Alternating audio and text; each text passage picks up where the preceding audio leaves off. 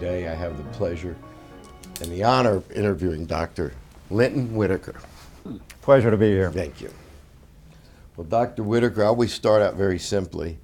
You don't need notes on this. What's your full name and date of birth? Linton Andon Whitaker, date of birth November 16, 1936. Okay. And your parents' names? Ira Andon Whitaker and Lena Rivers Stedman Whitaker. Were they in medicine by any chance? No, my father was a businessman. My mother was a school teacher. Okay.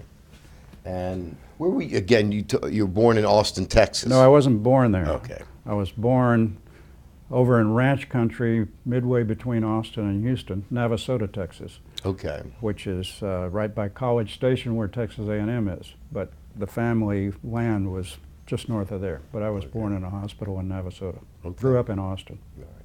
But you'll always be a Longhorn supporter. You bet. So where did you meet your lovely wife who's here today with us? Well, when I finished medical school, I thought I was going to be a neurosurgeon. I was fascinated by the brain and was thinking of either psychiatry or neurosurgery.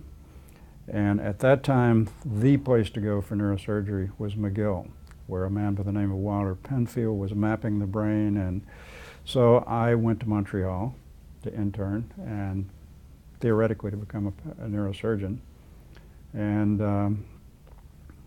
I was in the cafeteria as an intern looking up and saw this image coming down the stairs, Renata, and I said, "Who's that?" And it went from there. She was a nurse at the Montreal General Hospital. Wonderful. Okay. Yeah. And the rest is history, as we That's say. correct. Okay. Could you tell me a little bit about your grandchildren, children? 3 grandchildren, and my children have 2 children, a son who's a real estate developer in the greater Philadelphia area, and a daughter who's a clinical social worker living in Boulder, Colorado. So what inspired you to go into plastic? Because you thought you were going to be a neurosurgeon with the mentors that you had and how you got to this field? Well, I was always interested. I majored in liberal arts at the University of Texas. There's a liberal arts program that takes a small percentage of people out of high school, and you go through this program, and it's basically tailored toward a liberal arts education. And I sort of majored in English, but I became fascinated by medicine, about medicine, by some reading I did. I read Cushing's Life of Osler when I was in high school, and that spurred an interest in several other things that sort of stimulated an interest in medicine. Nobody in my family had ever been in medicine. They'd all been ranchers or business people. And so in college, or in high school, I became interested in medicine and liberal arts with an orientation and a goal toward going into medicine. And went to medical school and at Tulane in New Orleans, where it was a very different climate from Texas at that time where I grew up, which was very provincial back then, no longer is. But I became interested in the brain, and then I went to Montreal and was drafted into the military and was stationed at the largest military hospital in Europe, and there could see what neurosurgery was, and found out that a success was only one side paralyzed, not both, and began to see a little bit of reconstructive plastic surgery. Became interested. Changing my direction after I got out of the military, went to Dartmouth, where Rad Tanzer was in his prime. And I had had a strong interest in the arts and the liberal arts, the fine arts and the liberal arts, and that led me to understand that plastic surgery had more of a connection in the arts, to the arts, than any other field. And from there, I was accepted at Penn, and have been there ever since. So you were English major. What you were interested in that? What English? When you say English, American English or English literature? English literature Across American, British. Okay. Yep. And your creative side of you said plastic surgery looks a little bit more interesting to me. Yes. Yeah. The creativity and the artistry that seemed to be there and became more so as my career progressed, and I was part of it, but it was a major shift. You've seen momentous paradigm shifts in plastic surgery during your career. I'd just like you to tell us a little bit about what you've seen and your feelings. I think the acceptance of appearance as a valid reason for doing things and to be a very dominant part of human endeavor in life is the acceptance of it. I think has been an incredibly important shift. And I think the capacity to do major invasive procedures and have patients survive, craniofacial surgery, my field, represents a very major shift. And at the same time, the less invasive procedures, the minimally invasive or less invasive, which has exploded, I think those shifts are what I would think are the most dramatic. Well, you had the honor, Tessier, Ken Salyer, Marshak, right? And there's a picture of you four. So you were there in the infancy. That's correct. And those were brave procedures. I mean, you went where no man really had been before, in a concentrated. Milton had done, Dr. Edgen had done hypertelorism. He liked that intellectual challenge, but he didn't have a center set up for it per se. Right. I think with Tessier and your group is when we truly attacked this problem in a coherent, scientific way. Correct. Aesthetic as well. Yes, Well, correct. No, that group you named, we considered ourselves the second generation, with Dr. Tessier especially yes. being the first generation. Yeah. What do you feel has been the most important innovation, especially at this point in your life, what you feel has been the most important innovation? I think, well, in my life, craniofacial surgery. And the application of craniofacial surgery in a broad spectrum to the purely aesthetic, doing fairly sizable procedures for purely cosmetic reasons and elective reasons. And then, of course, I think everybody probably would answer the same thing, microsurgery. Yeah, okay. Yeah. And your greatest professional accomplishment? That question I ran by some of my colleagues who know me pretty well. I think my greatest professional accomplishment is establishing the Center for Human Appearance at the University of Pennsylvania, yes. Yeah. which was the first of its kind and still probably, it's been duplicated in other places, but probably on a more solid basis than anywhere else. This was 1987 when I started. We have 6 specialties working together, and fortunately I was able to get a sizable sum of money, so it provides a basis for research and education and everything to do with appearance. And specifically, or in a broader form, is it's not only the surgical but stem cells and cosmetic versus and reconstructive. What is the mission of the center? Research and education, and we have research going on with things to do with stem cells and the broad spectrum of 6 different specialties, including dermatology and oculoplastic and psychology. Psychology is a huge component. We have 2 full-time psychologists as part of the Center for Human Appearance, and we have a separate space at Penn. And Penn is a very traditional institution, and that took some doing.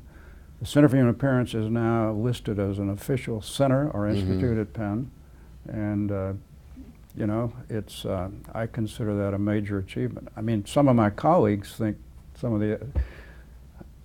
I had never thought of this, but one of my colleagues pointed out, and I sort of look back on it, I was the first one to do craniofacial surgery in infants. And as he said, that's now done all over the world. And that was because I had the foundation of the Children's Hospital of Philadelphia, which is a top-flight place where you can do things like that. And then I think the other thing that I had trouble deciding between these was the application of craniofacial surgery to the purely aesthetic end of the spectrum. Right. Yeah. Well, what we do is appearance medicine and a lot. That's a friend of mine once said. A patient said to him, "You just do appearance medicine." Well, that's what we do. Our job is to reconstruct, but in an aesthetic way. Oh, absolutely. So- Well, there's so much out there and information now about how appearance affects everything you do. I mean, once you get your cardiac surgery done with, and if you don't have problems, it's over. But if you have a problem of appearance, it stays with you every moment, every day of your life. What do you feel the greatest mistake our specialty has made, or do you feel that we've had any sentinel mistakes that we've made over the years? Well, I think it's throughout medicine, the increasing business of medicine, becoming more of a business instead of a profession, with the motivation being the best for the patient.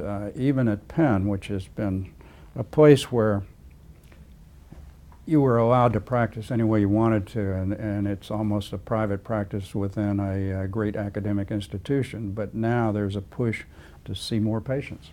Any great professional disappointments? I think it's that, what I just said. Okay. Yeah. Where medicine's going in that. Okay, that makes good sense. Yeah. How about your greatest joy or joys? I knew My that wife. Was, get it. Even though she gives me trouble every now and then. But Yeah, behind every great man. well, but professionally, I think the acceptance that has come about appearance, and I've had some role in that through the Center for Human Appearance, influencing that direction a little bit. I mean, it's so broad, it's be hard to say how much one person influences. It's to me been a privilege to be where I've worked all my career. Those are two great medical centers, the University of Pennsylvania Hospital and Children's Hospital. That's been a great everyday joy of being at those places, surrounded by extremely high quality people. Well, who would you look at as your admire most, as a professional or private or personal? Anybody that stands out in your life? I mean, I have several that stand out for different reasons. Fernando Monasterio was one of my closest friends. We were together a lot over 45 years, and I admired his capacity to bring pleasure to everything we did, and he was always so engaged in everybody he was with. As a person who engaged life, who lived incredibly well, and who contributed incredibly well. The person who gave me my job at Children's Hospital, C. Everett Koop, was incredibly important in my life, later Surgeon General of the United States. And he gave me my job. He also was an image, and more than an image. I operated with him some in my early years, sort of shakingly at times. He was a very powerful personality. Interesting. I think, Paul Tessier influenced me a lot for what became the focal point of my career, craniofacial surgery. Well, the next question I'm going to ask you is words of wisdom for present and future generations of plastic surgeons. Since you are an icon, you get to put that out there. I think it is a fantastic profession. I could not conceive myself having done anything else.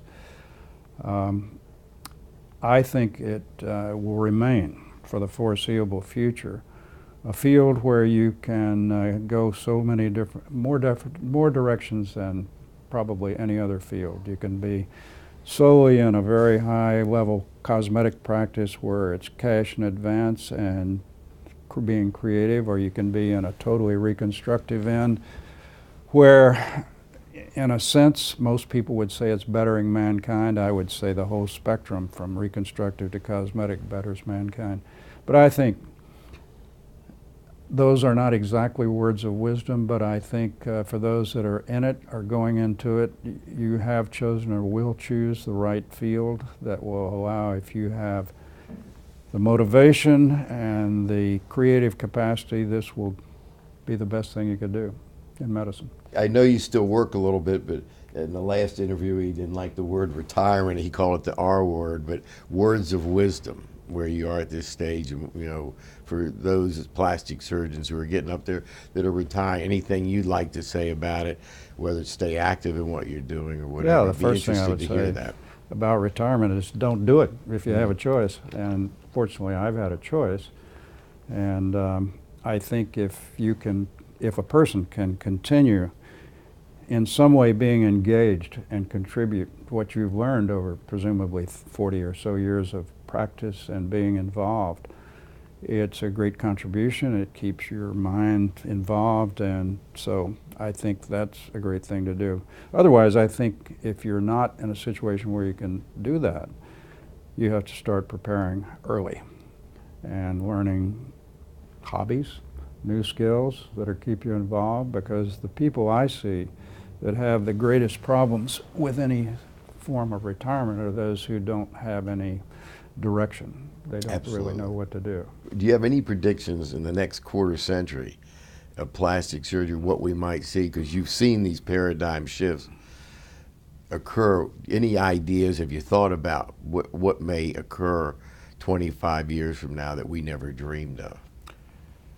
Well, I would probably say the same thing that I think a number of people have said. I think overcoming the immune response for allotransplantation is probably going to be the biggest ongoing thing, and it's already happening. Also, I would say, though, that it's impossible to predict. I could not, when I was a plastic surgery resident, I could have not have predicted what has happened. I could not have predicted craniofacial surgery. I could not have predicted microsurgery. To me, it's been a fantastic career and life. I've been in the right place at the right time. That helped a lot. And timing is everything. You have to take advantage of it, though. Absolutely. And also, I had support from especially from my wife, that I couldn't have done it without her. And I'm sure a lot of people say that, but I'll tell you, I know it for sure. It's been an honor and privilege, and I'm so glad I got to talk to you. And you are an icon. Thank you, Doctor. Well, thank you.